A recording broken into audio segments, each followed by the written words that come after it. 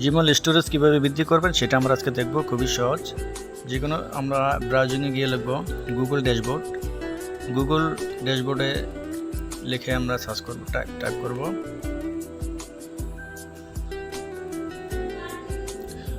Google ড্যাশবোর্ডে গিয়ে এখানে আমরা ক্লিক করব গুগল ড্যাশবোর্ডে ক্লিক করার পর আপনার ড্যাশবোর্ডটা চলে আসবে। এখানে গিয়ে আপনার যে ড্রাইভ যে অপশনটা দেখবেন ড্রাইভ, ড্রাইভে ক্লিক করব আমরা।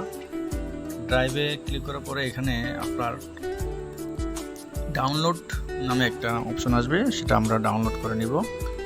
এই যে দেখুন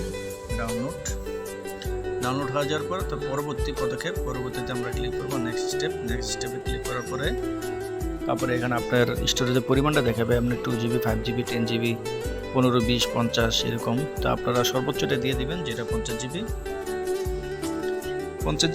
দেওয়ার পরে এখানে আপনারা দিয়ে দিবেন। দেওয়ার পরে এখানে এটা একটা মেসেজ দিবে আপনাকে। এটা হয়তো কয়েকদিন সময় লাগবে, কয়েকদিন এটা তারা হয়তো যাচাই বাছাই করে দেখবে। যদি মনে হয় যে আপনার এটা দেওয়া যায় তাহলে আপনারা আপনার মেসেজে পেয়ে যাবেন এটা আপনারা। তো এইভাবে আমরা গুগল স্টোরেজ বৃদ্ধি করার জন্য অ্যাপ্লাই করে রাখতে পারি। ধন্যবাদ বন্ধুরা।